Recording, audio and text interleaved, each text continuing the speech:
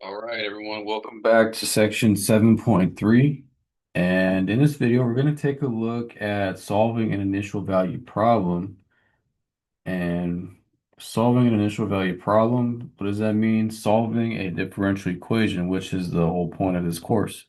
So we've been building up with the T translation to kind of get to this point where we can use the second translation theorems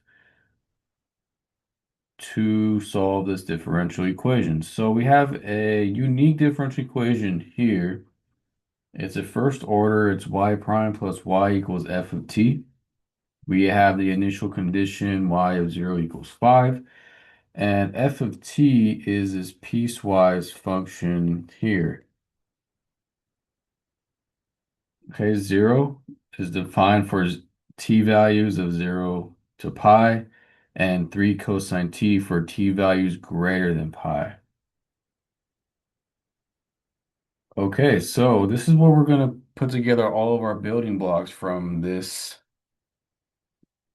T translation portion. So what we want to do is rewrite this piecewise function compact. So if you could recall, so let's start off like this, like solution, you know, we want to rewrite the piecewise function as compact. So if you could recall that if we have a piecewise function, g of t, h of t, g of t is defined for values between 0 and a, and t greater than a for h, that the compact version using the unit step function would be f of t equals g of t minus g of t times a unit step function t minus a. Clean that up. Plus h of t times a unit step function t minus a. So we're going to take this piecewise function f of t and write it as a compact form. And this is where the unit step function comes in. So let's identify a couple of things, right? So pi would be a here, and 0 would be g of t, and cosine of t would be h of t. So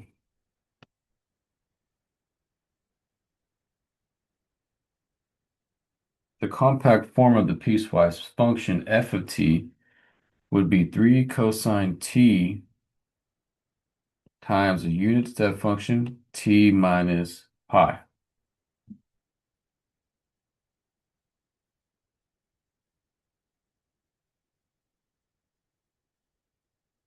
Okay, why is that? Well, because g of t is 0, so it's just like 0 minus 0 times a unit step function, so that all just goes to 0.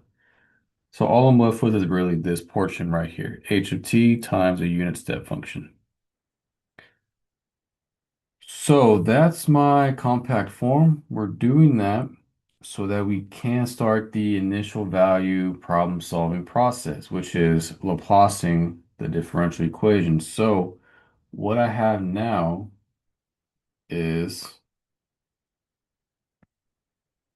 differential equation y prime plus y equals 3 cosine of t times the unit step function t minus pi. And so we're going to start the Laplace transform process now. So step 1, Laplace transform. Okay, so if we Laplace transform this differential equation, I'm going to jump ahead a little bit and just separate them out.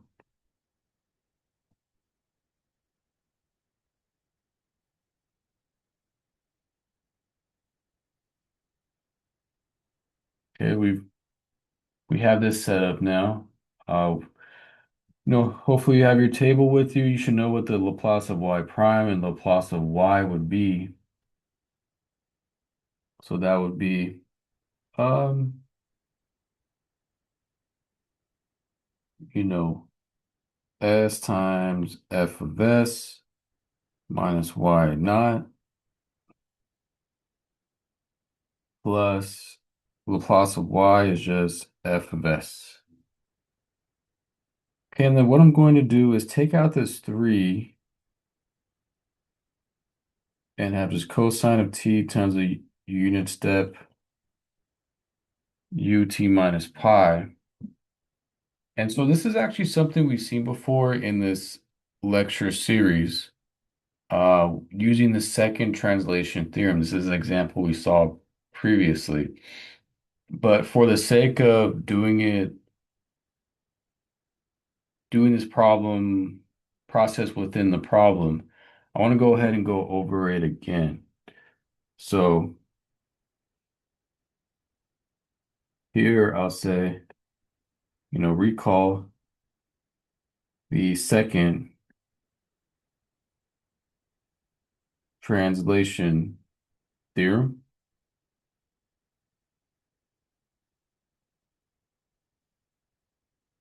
And it's the alternative form. Okay, and that's where we have the Laplace of a regular function, g of t, in this case it would be cosine t, times a unit step function. Well, that equals e to the negative as times the Laplace of g t minus a. Or excuse me, t plus a. So for our Laplace of cosine of t times the unit step function of t minus pi, here a would be pi and g of t is cosine of t.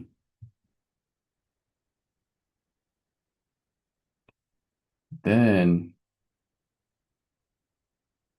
the Laplace of this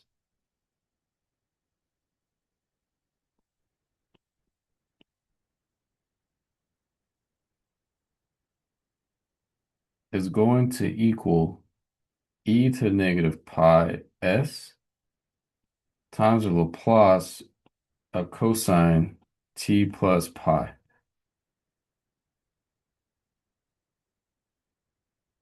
Okay, and here we have a nice trig identity where cosine of theta plus pi just equals negative cosine of theta.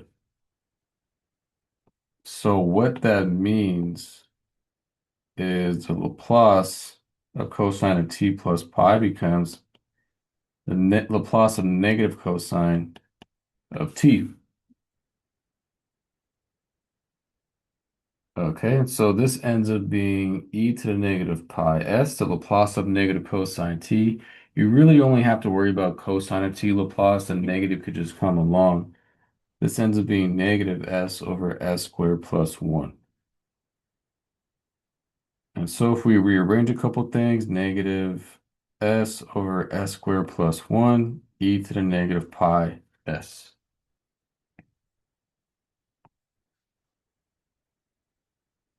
Okay, so this is something we've done before in the notes, but I just wanted to get us in the practice of doing this within the problem. Okay, but if you want to just write in your notes that, hey, we did this in the notes, that's fine by me. I just want to give us another example of this in case we're not going back and forth between another video. Okay, so a lot of side work. We're back to the problem now. And so what this ends up being is S times f of S. Y naught is just 5. So minus 5 plus f of S equals 3. Gonna combine it now with what we just found off the side here. So this would be, 3 times negative S over S squared plus 1 e to the negative pi S.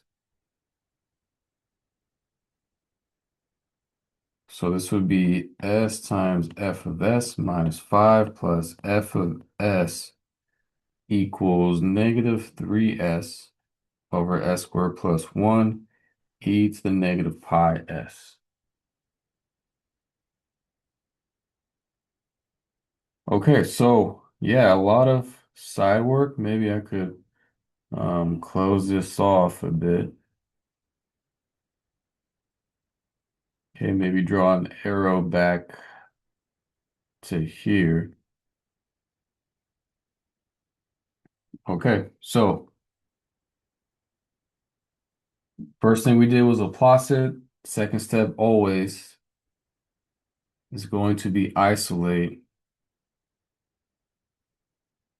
f of s, the Laplace.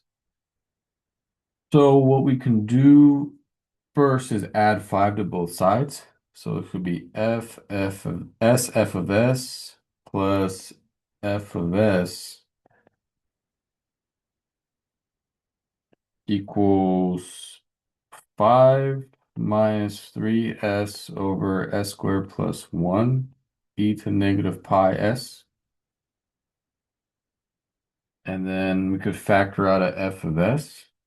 So this could be f of s times s plus 1 equals the same thing on the right side.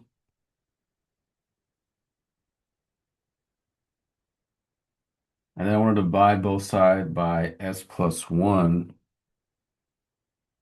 So 5 over s plus 1 minus 3s over s squared.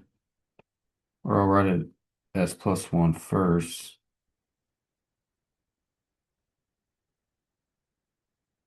E to the negative pi s.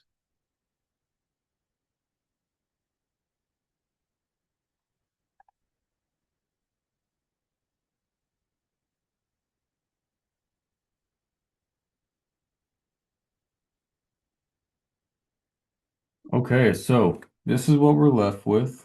All right. We know we're going to need to step 3 inverse Laplace both sides.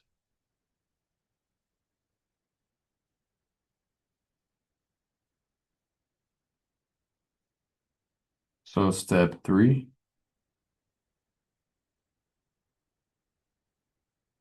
inverse Laplace.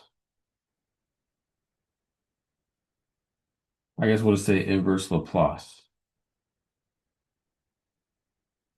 Okay, so if we inverse Laplace f of s and inverse Laplace this whole thing, 5 over s plus 1 minus 3s over s plus 1, s squared plus 1, e to negative pi s. Okay, so inverse Laplace of f of s, that just equals y. And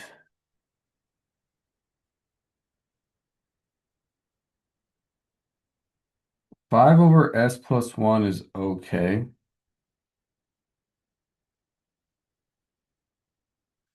That would be easy to figure out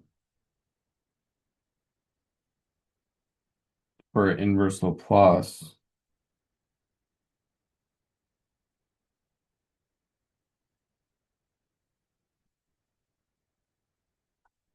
But this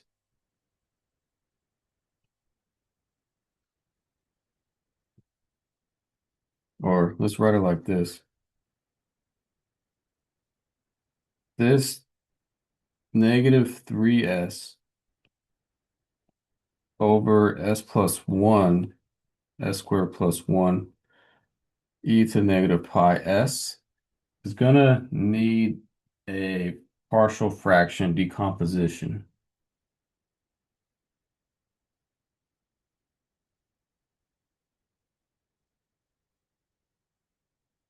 Okay, so this problem's getting a bit longer and longer. Okay, so we need to partial fraction decompose this term right here. So let's go ahead and do that. So partial fraction decomposition. Okay, so a little bit different. We have the e to negative pi s, but we can't ignore that. So we could say the e to the negative pi s can be ignored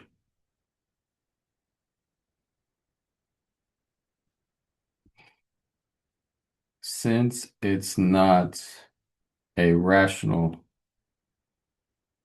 expression. Okay, but here we go. Let's go ahead and decompose this term. So we have 3s over s plus 1, s squared plus 1, and the way we would write these sums is a over s plus 1 plus bs plus c over s squared plus 1.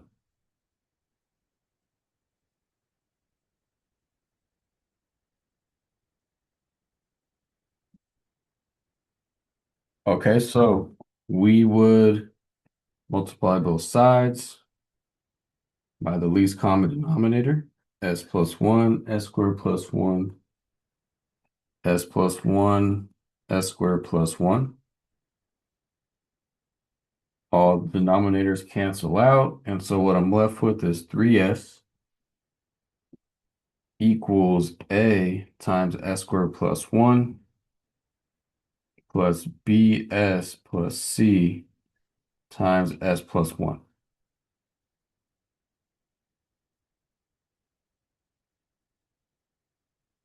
Okay, so I want to figure out what a, b, and c are. So what can I do first? I think I want to find a first. So here I'm going to let s equal -1 to get a. So this would be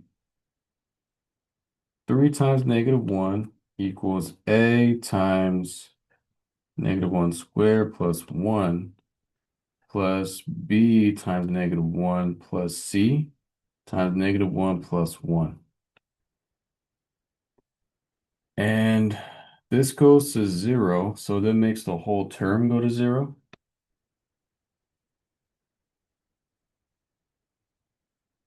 So I'll go like this. I'll just say 0. And so what I have is -3 equals 2a. So a equals -3/2.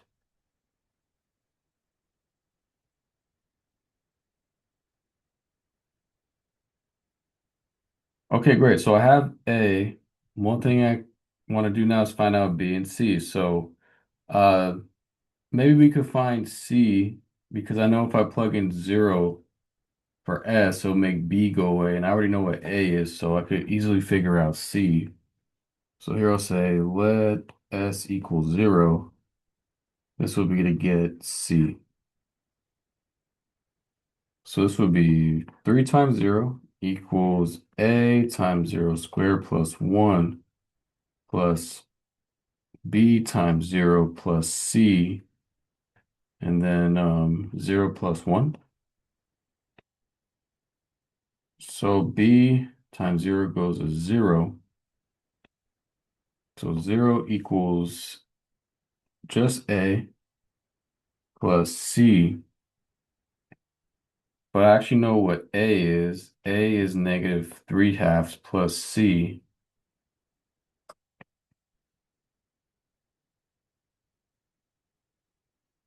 And so C just equals positive 3/2.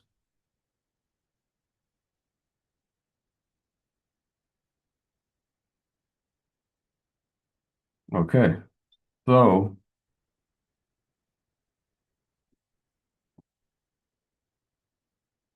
the last thing we need to figure out is B, and nothing really is gonna cancel anything else out, A and C wise. So let's just pick something easy to work with for B. So we'll just say let B equal, excuse me, not B, let S equal 1 to get B. All right, so we're just going to plug 1 into this equation here. So this will be 3 times 1 equals A times 1 squared plus 1 plus B times 1 plus C times 1 plus 1. So this will be 3 equals 2A plus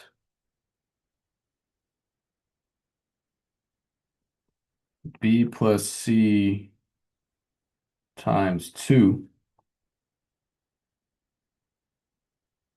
But we know A equals negative 3/2 and C equals positive 3/2. So this would be 3 equals 2 times negative 3/2 plus 2 times B. Bro, I'll write it out like this. I'll distribute in that 2. 2B plus 2 times positive 3/2. So the 2's cancel out. 3 equals negative 3 plus 2B plus 3.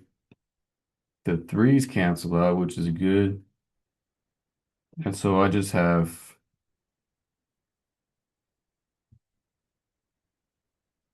2B equals 3. So B just equals 3/2 as well.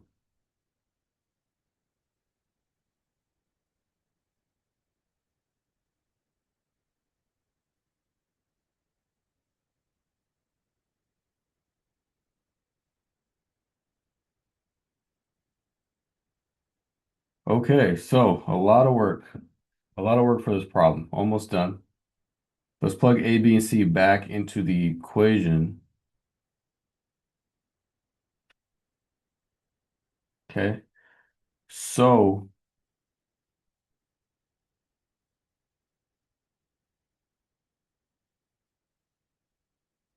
3S over S plus 1 times S squared plus 1 equals negative 3/2 over S plus 1 plus 3/2 S plus 3/2 all over S squared plus 1.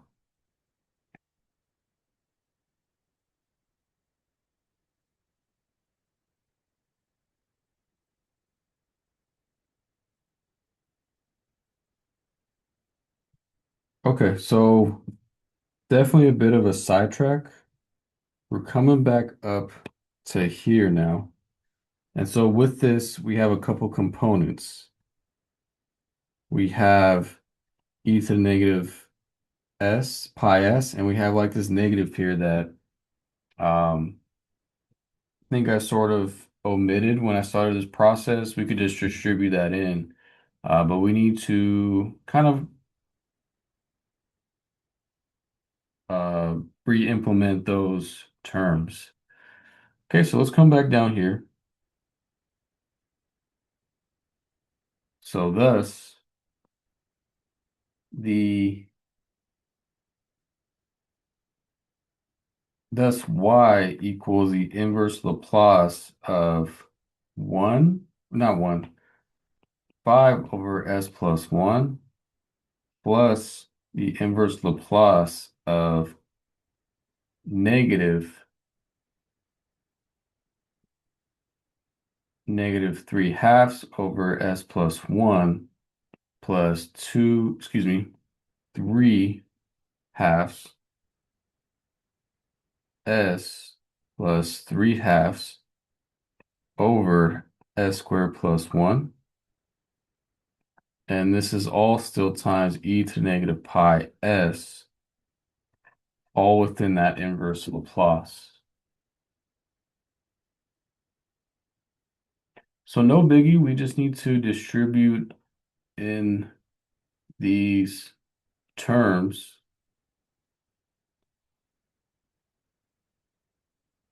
And so what we end up with is y equals inverse Laplace 5 over s plus 1 plus the inverse Laplace of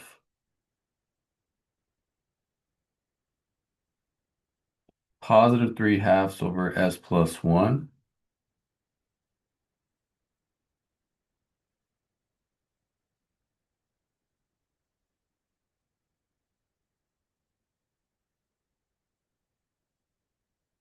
We could write it like plus negative 3 halves s minus 3 halves over s squared plus 1.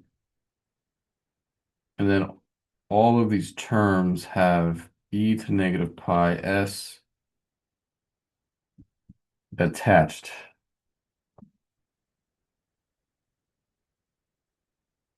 Well, you know what? This might be easier to do. This is getting a bit hairy with a little bit of algebra.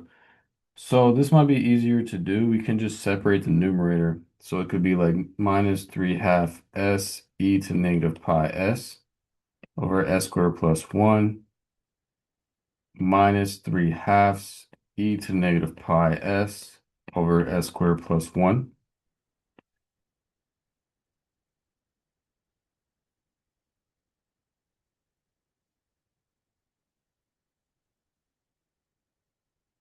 Okay, so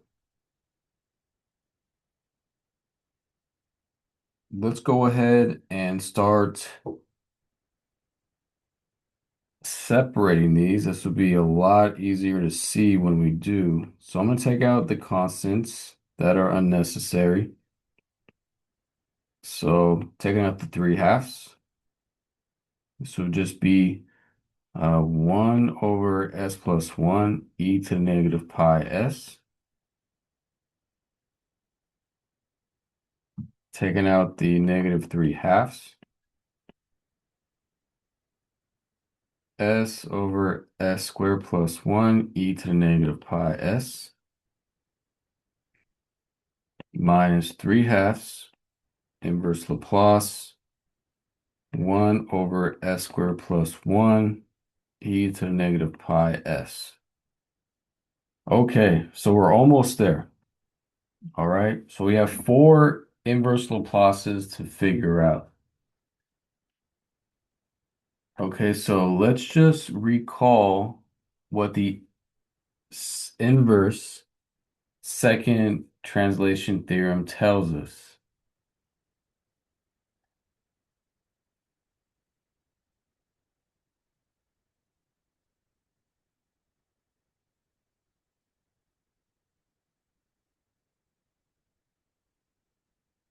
Okay, what does that tell us?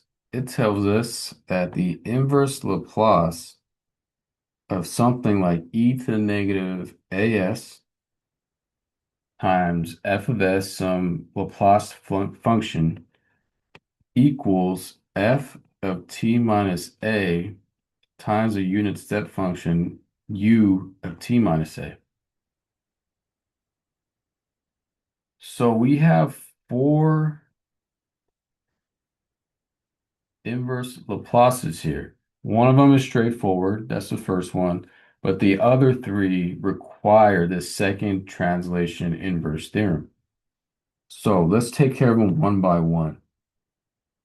So 5 inverse Laplace of 1 over s plus 1, that will just be 5e to the negative t, right? Because a will just equal negative 1 here.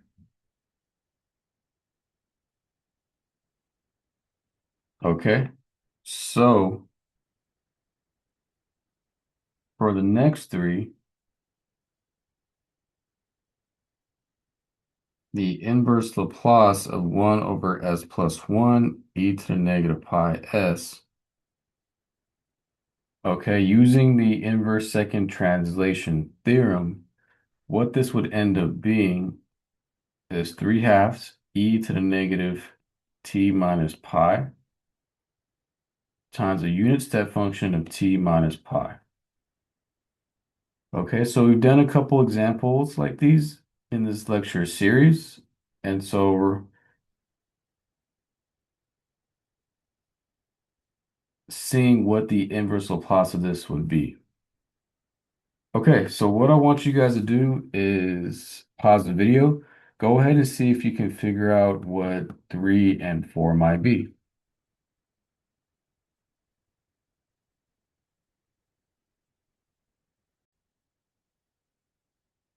Okay, welcome back. So this is what you guys should have gotten for 3 and 4.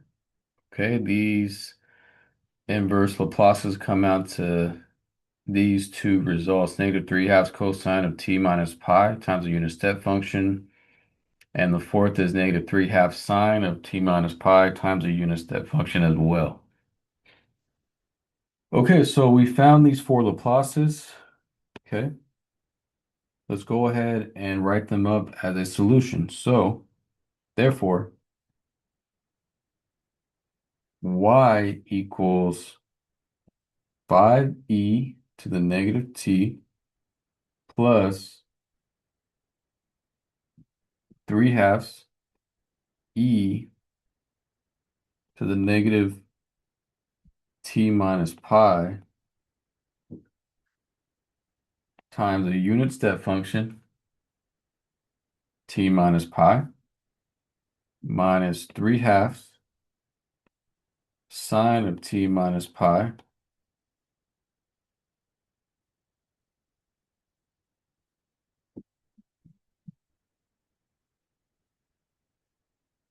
times a unit step function of t minus pi again minus 3 halves cosine of t minus pi times our unit step function of t minus pi.